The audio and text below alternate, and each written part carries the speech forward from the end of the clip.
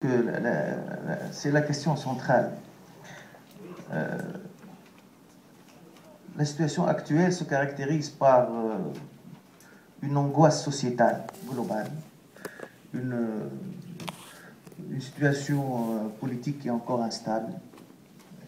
Nous sommes dans une période de transition, mais cette période de transition n'est pas caractérisée particulièrement par un consensus des acteurs politiques.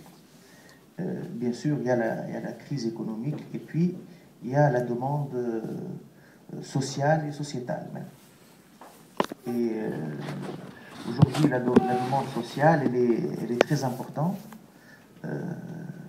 Ça veut dire que les négociations de ce nouveau contrat social vont être imprégnées par ce climat-là, par l'ensemble de ce climat. Et les acteurs, les partenaires sociaux, aussi bien les représentants du patronat que les syndicats ouvriers, que le gouvernement, va être imprégné par des impératifs et un positionnement qui tient compte de cette situation-là. Et ce qui fait que tout ne peut pas être résolu tout de suite. À la limite, la meilleure situation pour débattre et mettre en place un nouveau contrat social, c'est lorsque la situation politique vraiment sera particulièrement éclaircie. Lorsqu'on aura une situation politiquement stable. Tous les partenaires sociaux sauront comment se positionner. Il y a des institutions politiques, il y a un gouvernement stable, il y a un programme à court terme du gouvernement, et donc on a au moins une vision à moyen terme. Or, ce n'est pas le cas. Donc, certainement qu'aujourd'hui, le prochain contrat social, le nouveau contrat social qui sera signé, va être une première étape. De toute façon, dans notre conception, le contrat social est quelque chose qui n'est pas figé. Il faut qu'il change en fonction, il faut qu'il y ait une mobilité dans les relations entre les partenaires sociaux évolutive. Et donc, ça va être certainement un premier jet qui va être imprégné de influencé par cette ambiance générale. Les jeunes de Sidi-Bouzid dont on parlait tout à l'heure, je vais y arriver. Ils vont être aussi patients ou pas? C'est ça toute la question. Je vais y arriver. Donc, il y a un puzzle à monter. Sauf qu'aujourd'hui, en Tunisie, on a une difficulté importante, majeure, je dirais, dans ce puzzle, qui est la stabilité politique. Et pour le moment, tant qu'il n'y a pas de constitution, tant qu'il n'y a pas un échéancier politique clair, le reste, ça va être juste un encadrement provisoire. Ce que nous faisons au ministère des Affaires sociales comme effort pour calmer cette angoisse sociale et cette demande sociale et l'encadrement de la pauvreté est très important en volume. Si on voit le volume budgétaire est très important. Mais il n'arrive pas à calmer cette angoisse et vraiment, le terme ihtiqan en arabe, il reflète mieux cette ambiance.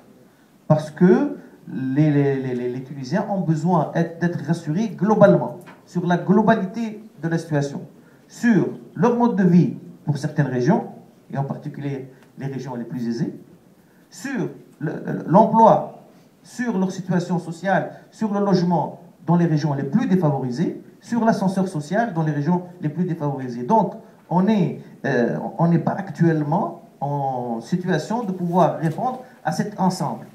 Pourquoi? Parce que, d'abord, le consensus politique qui permet de gérer ces problèmes d'une manière sereine n'est pas encore là. N'est pas encore là, et c'est capital si on veut par la suite voir les choses, tout ce qui est modèle de développement, tout ce qui est relation entre partenaires sociaux d'une manière plus sereine et avec une vision qui ne sera pas à très court terme. Il ne faut jamais oublier que tous les partenaires, quels qu'ils soient, ont toujours en vue les prochaines élections. Et c'est des calculs, que ce soit les partis politiques et même les organisations syndicales. Si on veut être franc et direct. Et c'est tout à fait normal. Je pensais pas entendre de votre part. C'est tout à fait normal. Il y a un exercice nouveau On n'était pas habitué. Il y a eu une révolution dans ce pays sans qu'il y ait de direction, sans que les acteurs politiques n'aient été préparés à accéder au pouvoir. C'est ça la nouvelle donne. Nous avons des organisations patronales et syndiquées qui habituellement l'État avait une relation tutélaire, voire clientéliste si on peut utiliser même des termes un peu difficiles. Mais il y avait une situation tutélaire de l'État. C'était le régulateur entre les partenaires sociaux et il avait des relations de clientélisme parfois très très avancées avec certains. Donc ça c'était... Aujourd'hui, cette figure tutélaire a disparu. Nous sommes dans une situation où il faut construire des relations entre partenaires sociaux avec des structures qui étaient habituées à avoir un tuteur qui représentait une peur mais une protection aussi. Aujourd'hui, lorsque les syndicats ouvriers qui se sont retrouvés vraiment à la pointe de la révolution, sans le vouloir, sans le décider et un peu, pour certains, malgré eux. Aujourd'hui, c'est difficile de gérer la liberté brutalement acquise. Donc tout ça demandera certainement, ce qu'il faut, c'est en fait le nouveau contrat social, c'est une révolution culturelle. C'est beaucoup plus que des positionnements ou la négociation d'un contrat entre partenaires, et ce n'est pas un contrat habituel. C'est quasiment une nouvelle conception des rapports entre partenaires sociaux. Vous en avez eu un exemple d'une absence particulière ce matin. C'est tout ça. Je voulais pas la noter, mais bon. Non, mais si on veut aller directement au fond des choses, c'est ça. Et ça viendra par étapes. Sauf que le socle primordial, c'est le consensus politique, qui aujourd'hui n'est pas encore établi. J'espère que l'Assemblée constituante va rapidement terminer ses travaux d'élaboration de la Constitution et que l'agenda électoral politique soit fixé. Ça permettra de rassurer. Je reviens à M. Kepel sur ce qui se passe à Sidi Bouzid. Nous sommes en Tunisie dans le populisme large. Même les élections, si on veut faire une analyse quasiment sociologique des élections du 23 octobre dernier, il y a un fond de discours populiste qui a prévalu et qui a donné de la surenchère dans les propositions. On a dit qu'on va créer tant d'emplois alors que le pays était en récession. C'est ça le risque majeur, c'est que le salafisme c'est une variante du discours populiste. Il y en a ailleurs. L'Arida est un discours populiste qui a accroché à Sidi Bouzid. Maintenant, il va y avoir certainement un transfert de voix, si on veut parler d'élection, entre l'Arida vers le salafisme. Et c'est en train de se passer là, sous nos yeux. Donc, aujourd'hui, les acteurs politiques doivent être conscients. Tous les acteurs, moi je mets tout le monde devant sa responsabilité, même le parti auquel j'appartiens, pour établir le consensus afin que ces jeunes-là puissent voir que ce n'est pas dans ce populisme ou ce radicalisme qu'on va trouver la solution. C'est une valeur refuge aujourd'hui. Et aujourd'hui, surtout, c'est vrai qu'il faut assurer la sécurité. Il faut qu'il n'y ait pas d'atteinte aux libertés individuelles, aux biens publics et privés. Tout à fait d'accord. Mais il faut aussi assurer un dialogue. Parce que le populisme, on ne s'en sort pas avec la répression. Et vous le savez très bien.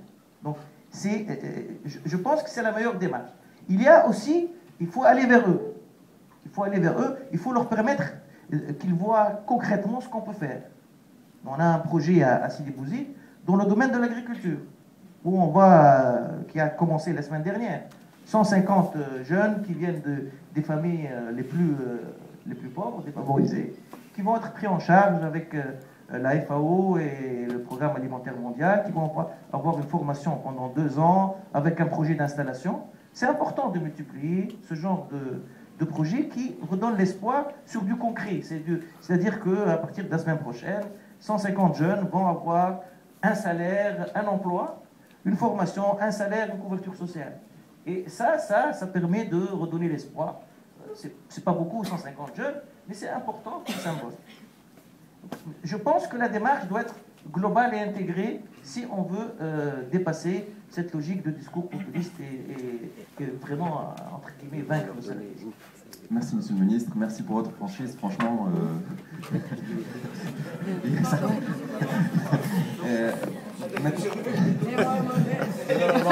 au contraire, j'espère que ça va juste encourager. Au contraire, j'espère juste que ça va encourager les autres pour avoir la même franchise dans le discours.